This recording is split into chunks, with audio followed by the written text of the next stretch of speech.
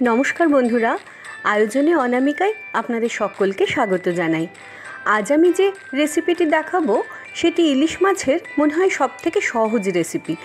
ভীষণ কম সময় লাগে, মাত্র 10 মিনিটে এই রান্নাটি সম্পূর্ণ তৈরি হয়ে যায়। আর সুস্বাদু সে তো বলারই কথা নয়। চলুন দেরি না করে চটপট এই রান্নাটি সেরে ফেলি। এর জন্য আমি ইলিশ মাছ নিয়েছি প্রায় 500 গ্রাম মতো। আপনারা চাইলে রিং পিসও বানাতে পারেন, তবে মাছটা একটু বড় হওয়ায় আমি এরকম পেটি বার করে নিয়েছি। ভালো করে মাছ ধুয়ে নিয়েছি, এরপর সামান্য নুন হলুদ দিয়ে মাছটা ম্যারিনেট করে নিচ্ছি। খুব ভালো করে মাছের গায়ে নুন হলুদটা মাখিয়ে দিতে হবে। আর ম্যারিনেট করার সময় একটু সর্ষের তেল দিয়ে দিন। মাছের পিসগুলোর দুপাশে ভালো করে নুন হলুদ আর সর্ষের তেল মাখিয়ে নিচ্ছি। মাছগুলো মাখানো হয়ে গেলে একটা মশলার পেস্ট বানিয়ে নিচ্ছি। এর জন্য কালো সর্ষে নিয়ে নিলাম 1.5 টেবিল চামচ, সাদা সর্ষে বা হলুদ সর্ষে সেটা নিয়ে নিচ্ছি 1.5 টেবিল চামচ, আর 1 টেবিল চামচ পোস্ত নিয়ে নিলাম। দিয়ে সব কিছু ভালো করে একটু মিক্সিতে গুঁড়ো করে নেব। গুঁড়ো করার সময় 2 কাঁচা লঙ্কা আর একটু নুন আর সামান্য একটু জল দিয়ে দিতে হবে। বেশ ভালো করে মিহি করে এটার একটা পেস্ট বানিয়ে নিলাম।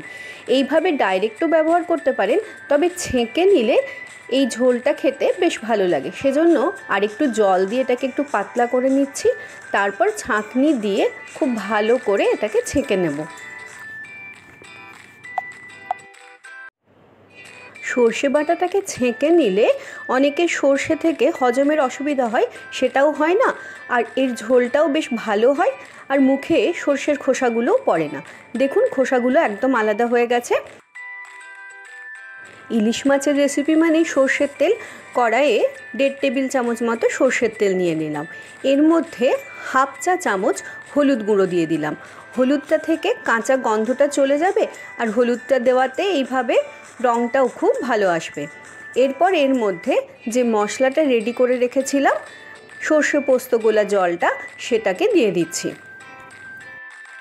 এবারে এটাকে ভালো করে মিশিয়ে নিচ্ছি। সামান্য ফুটতে শুরু করলে এক এক করে নুন হলুদ মাখানো মাছগুলোকে এর মধ্যে দিয়ে দিচ্ছি। আর কিন্তু এখন জল দেব না। এখন জল দিলে মাছ থেকে কিন্তু তেলটা ভালোভাবে বেরোয় না। খুন্তিতে করে মাছের ওপর পিঠেও একটু করে এই সর্ষে বাটাটাকে দিয়ে দিচ্ছি। এতে খুব ভালো করে মাছগুলো কোট হয়ে যাবে। আপনারা চাইলে তেলে ফোড়ঙে কালো জিরেও দিতে পারেন, আমি সেটা দিইনি। এবারে সামান্য একটু নুন দিয়ে দিলাম। নুন কিন্তু স্বাদ বুঝে দেবেন। সর্ষে বাটাতেও নুন দেওয়া ছিল, মাছের মধ্যেও নুন আছে। এবারে নুনটাকেও একটু ভালো করে মিশিয়ে নিচ্ছি। মাছগুলো ফুটতে থাকুক। মিডিয়াম ফ্লেমে 3-4 মিনিট ঢাকা দিয়ে একটু ফুটিয়ে নিচ্ছি। 4 মিনিট মতো হয়ে গেছে, এবার ঢাকাটা খুলে নিচ্ছি। দেখুন মাছ প্রায় সেদ্ধ হয়ে এসেছে। ওপর থেকে সামান্য একটু চিনি দিয়ে দিলাম আর কয়েকটা চেরা কাঁচা লঙ্কা। এবারে হালকা হাতে মাছগুলোকে একটু উল্টে দিচ্ছি। মাছগুলো উল্টে দিয়ে আর 3 মিনিট মতো মিডিয়াম ফ্লেমে ফুটিয়ে নিলেই মাছ রান্না একদম তৈরি হয়ে যাবে। আর ঢাকা দিলাম না। ইলিশ মাছ এমনিতেই খুব তাড়াতাড়ি রান্না হয়ে যায়, আর এত সুন্দর সুগন্ধ বেরিয়েছে বলার না। মাছ রান্না প্রায় শেষের দিকে ওপর থেকে আরেকটু কাঁচা সর্ষের তেল ছড়িয়ে দিলাম। গ্যাস বন্ধ করে ওপর থেকে ঢাকা দিয়ে দিলাম। ব্যাস, সর্ষে ইলিশ একদম রেডি হয়ে গেছে। আর ঝোল আপনাদের পছন্দ মতো পাতলা বা গাঢ় রাখবেন। ইলিশের যে কোনো রান্নাই অত্যন্ত সুস্বাদু হয়, আর এটা বোধহয় সবথেকে সহজে আর খুব তাড়াতাড়ি তৈরি হয়ে যায়। দেখলেন তো, মাত্র 7 থেকে 8 মিনিট সময় লাগলো এই রান্নাটা সম্পূর্ণ করতে।